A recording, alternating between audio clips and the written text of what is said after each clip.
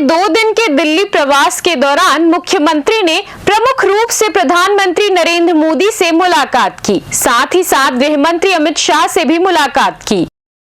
छत्तीसगढ़ के मुख्यमंत्री विष्णुदेव साय ने शुक्रवार को नई दिल्ली में प्रधानमंत्री नरेंद्र मोदी से मुलाकात की। इस दौरान उन्होंने बस्तर में शांति व्यवस्था, विभिन्न योजनाओं एवं उपलब्धियों पर चर्चा की। इसके साथ ही हाल ही में छत्तीसगढ़ में आयोजित सुशासन तिहार की प्रधानमंत्री को जानकारी दी। दिल्ली प्रवास के दौरान मुख्यमंत्री ने केंद्रीय गृह मंत्री अमित शाह से भी उनके आवास पर मुलाकात की, जहां राज्य के विकास, नक्सल ऑपरेशन सहित अन्य प्रमुख मुद्दों पर चर्चा हुई। मुख्यमंत्री ने बताया कि अब बस्तर का चेहरा बदल रहा है।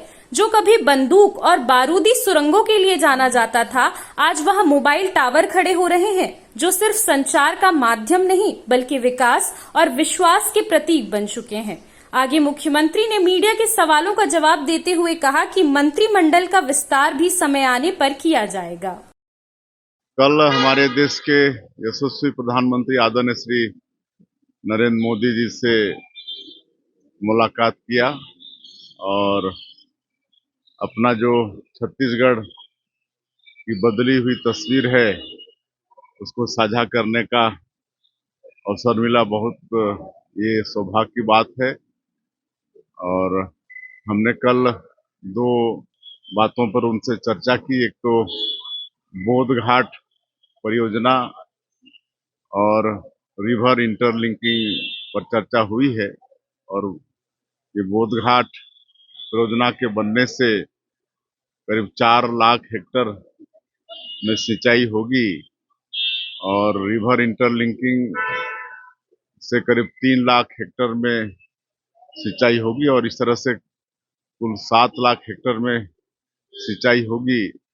और बोधघाट परियोजना के बनने से 125 मेगावाट बिजली भी पैदा होगी, जल विद्युत पैदा होगी और करीब 4000 टन मत्स्य का भी उसमें उत्पादन होगा।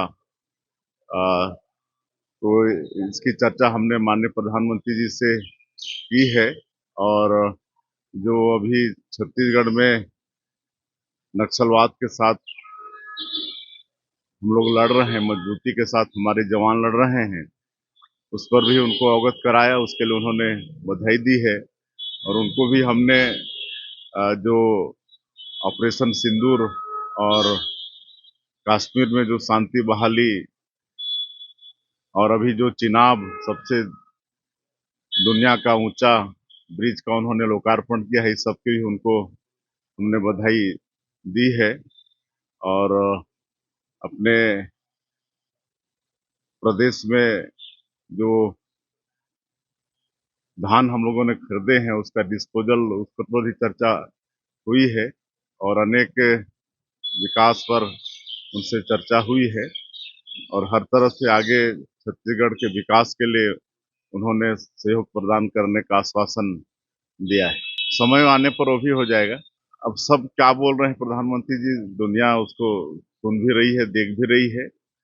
और जातिगत जनगणना की जहां तक बात है, लंबे समय से कांग्रेस बात करती रही लेकिन कभी जनगणना करने की हिम्मत नहीं जुटा पाई, जिसको हमारे आदरणीय प्रधानमंत्री जी मतलब घोषणा भी की है और जनगणना भी होगी। देखिए, इस साल डीएपी की थोड़ी शॉर्टेज तो रहेगी और ये खाली हमारे देश की नहीं, अंतर्राष्ट्रीय समस्या है। कुछ हालात ऐसे दुनिया में हैं, लेकिन उसकी भी हम लोग व्यवस्था कर ली है।